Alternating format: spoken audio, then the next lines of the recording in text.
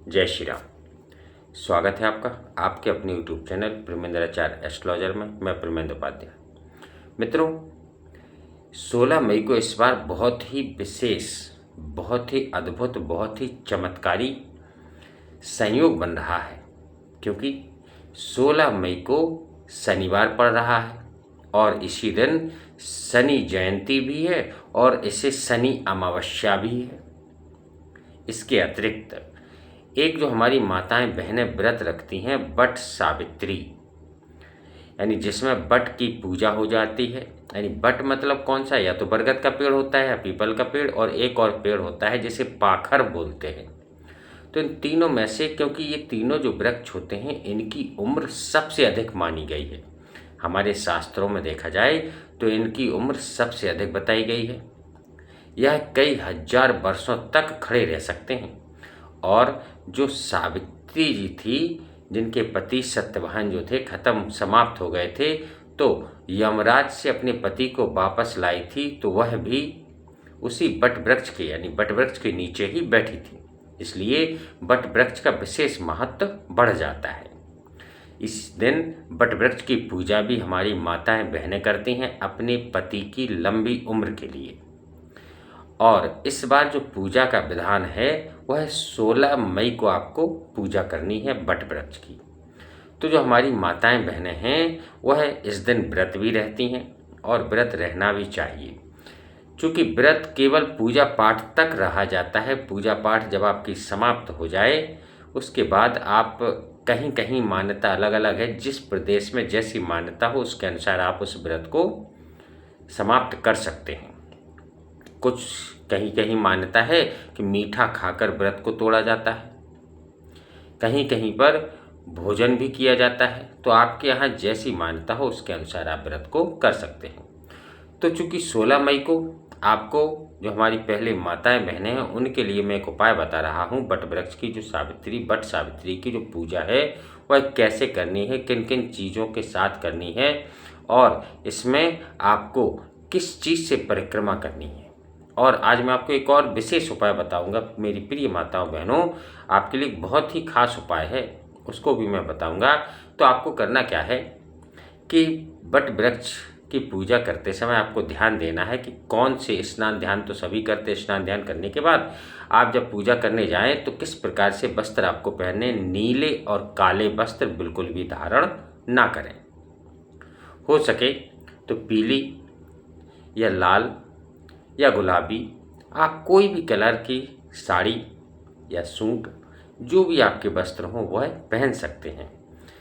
लेकिन अब चूंकि 16 तारीख को सुबह के समय पूजा होती है, इसलिए आपको तैयारी एक दिन पहले करनी होगी। यानी 15 मई को ही आप पूरी तैयारी कर लें और आपको पूजा में क्या क्या सामान चाहिए वो सामान आप लिख लीजिए और 15 तारीख को उसे आप लेकर रख लीजिए।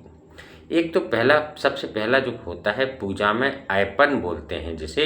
अब आयपन कैसे बनता है, तो चावल को भिगो कर रख देना है, आप रात में भिगो कर रख देना। इसके बाद सुबह उस चावल को पीसकर उसका पेस्ट बना लीजिए, बस ये हो गया आयपन। इसके बाद जो दूसरी चीज़ आपको लेनी है वो है खड़े चने। चना जो होता है देसी चना, काला चना, तो चना आपको लेना है और उसे भी रात में आपको क्या करना है, पानी में भिगो कर रख देना है, क्योंकि चने को फूलने में टाइम लगता है 8-9 घंटे का। तो आप उसे भी भिगो कर रख दीजिए और सुबह उसको निकाल कर रख लीजिए आप पूजा के लिए। इसके बाद तीसरी जो सामग्री चाहिए वह है बांस का पंखा। एक आपको लेना है, बाजार से खरीद कर लाना है, मिल जाएगा आराम से। तो ये आपको इसके अतिरिक्त श्रृंगार की सामग्री, और हो सके तो एक पीला जो कपड़ा आता है, ब्लाउज का पीस बोलते हैं जिसे, वो भी आप ले सकते हैं बट वृक्ष पर चढ़ाने के लिए। और जो आपने सामग्री ली है, श्रृंगार की जो सामग्री है, उसे आप बट वृक्ष को अर्पित कीजिए और उसमें से एक आध चीज़ बचाकर अपने लिए भी लेकर आपको आना है। तो ये सामग्री आप 15 तारीख को लेकर रख लीजिए। 16 तारीख को आपको बट वृक्ष की बट सावित्री की पूजा करनी है। अब मैंने आपसे कहा था कि मैं आपको एक और विशेष उपाय बता रहा हूँ कि आपके जो पति देव हैं उनकी जेब कभी भी खाली नहीं होगी। इस दिन का किया हुआ उपाय बहुत ही लाभकारी होगा। तो आप वो भी सुन लीजिए। उससे पहले आपसे निवेदन है, अगर चैनल पर पहली बार आए तो चैनल को सब्सक्राइब कर लीजिए, जिससे मेरा उत्साह और अधिक बढ़ सके। कमेंट कीजिए, कमेंट में मेरे आराध्य प्रभु श्री राम जी का नाम अवश्य लिखें, क्योंकि राम जी के नाम से हनुमान जी महाराज प्रसन्न होते हैं, और जब हनुमान जी महाराज प्रसन्न हो जाते हैं तो कोई भी कार्य आपके लिए असंभव नहीं रह जाता। कमेंट में जरूर जय श्री राम लिखना, लाइक करना, शेयर करना। तो चलिए बात करते हैं वो विशेष उपाय क्या करना है आज आपको। तो हमारी जो माताएं बहनें हैं उन्हें एक उपाय और करना है कि आपके पति अगर पैसे धन से संबंधित परेशान रहते हैं तो आपको उसी दिन जब आप पूजा करें वट वृक्ष की, तो वट वृक्ष का एक पत्ता आपको लेना है, तोड़ना नहीं है। नीचे पड़ा हुआ हो, नीचे डला हुआ कोई पत्ता हो, साफ सुथरा हो, कटा फटा कहीं से ना हो, ऐसा पत्ता आप उठाकर उसको घर लाना है आपको। पूजा के बाद घर लेकर आइए, उसे गंगा जल से अच्छी तरीके से साफ कर लीजिए। साफ करने के बाद जो पत्ता जिस साइड से चिकना होता है, चिकने तरफ आपको रोली, जो लाल रंग की रोली होती है, उस रोली से आपको लिखना है श्रीम। श्रीम आपको उस रोली से उस पत्ते के ऊपर लिख देना है। लिखने के बाद उस पत्ते को आप अपने भगवान के मंदिर में रख दीजिए, ठीक है। उसको वहीं पर रखा रहने दीजिए। अगले दिन उस पत्ते को उठाकर आप अपने पति देव के पर्स में रख दीजिए। आप देखना एक हफ्ते में ही आपकी धन से संबंधित समस्याएं दूर होने लगेगी। आपके पति की जेब कभी भी खाली नहीं होगी। ये उपाय आप करना, एक बहुत ही शक्तिशाली उपाय है। वट सावित्री के दिन किया हुआ यह उपाय आपको कभी निराश नहीं करेगा, ठीक है। तो ये हो गया। तो ये इस तरीके से आपको पूजा करनी है। इसके बाद चूँकि वट की परिक्रमा लगाई जाती है वट सावित्री के दिन, तो परिक्रमा लगाते समय आप थोड़ा ध्यान दें कि जो आप धागा लेकर आए हैं, परिक्रमा में धागा लगाया जाता है, तो धागे को थोड़े से हल्दी का जो घोल होता है, हल्दी को पानी में डाल दीजिए और उसी में उस धागे को डुबो लीजिए। क्यों? क्योंकि जब बृहस्पति, हल्दी जो है वह बृहस्पति से संबंधित है, माता लक्ष्मी जी से संबंधित है।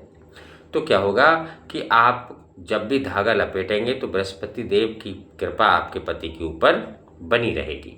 तो इसलिए धागे को हल्दी के घोल में जरूर डुबोकर उसके बाद वट वृक्ष के चारों ओर परिक्रमा लगाते हुए उसे लपेट देना है। ये पूजा करने के बाद आप घर आ जाइए। इसके बाद हमारे जो भाई बंधु हैं वह क्या करना है आपको शाम के समय शनि मंदिर अगर आपके आसपास हो तो शनि मंदिर में जाइए। यदि शनि मंदिर उपलब्ध ना हो तो पीपल के वृक्ष के नीचे आपको जाना है और एक सरसों के तेल का दीपक आपको लेकर जाना है। सरसों के तेल का दीपक आपको पीपल के वृक्ष के नीचे आपको जल प्रज्वलित करना है। यदि शनि मंदिर हो तो आप थोड़ा सा सरसों का तेल अवश्य लेकर जाएं और शनि महाराज को वह अर्पित अवश्य करें। यदि शनि मंदिर ना हो तो पीपल के वृक्ष के नीचे एक सरसों के तेल का दीपक आपको जलाना है और ओम नमो भगवते वासुदेवाय मंत्र का आपको जप करना है। जितनी आपकी श्रद्धा हो, गिनना नहीं है, 2 मिनट 5 मिनट जैसा आपको समय हो उसके अनुसार आपको शाम के समय ये उपाय करना है। इसके अतिरिक्त काले तिल का दान करना बहुत ही शुभ माना जाता है, या सरसों के तेल का दान करना बहुत शुभ माना जाता है, क्योंकि इस दिन शनि जयंती पड़ रही, शनि अमावस्या पड़ रही है। इसलिए काले तिल का दान करना या सरसों के तेल का दान करना बहुत ही फायदेमंद आपके लिए हो सकता है। आप इसको करके देखिए, आपका जीवन कैसे परिवर्तित होगा, आप कमेंट बॉक्स में हमें बताना। तो ये जो विशेष जानकारी थी, 16 मई को आपको यह करना है। आप कीजिए, निश्चित रूप से परिवर्तन आएगा, आपकी संपूर्ण समस्याएं दूर होंगी, आपका जीवन परिवर्तित होगा। वीडियो अच्छा लगे तो लाइक अवश्य कीजिए, कमेंट कीजिए। जय श्री राम, जय बजरंग।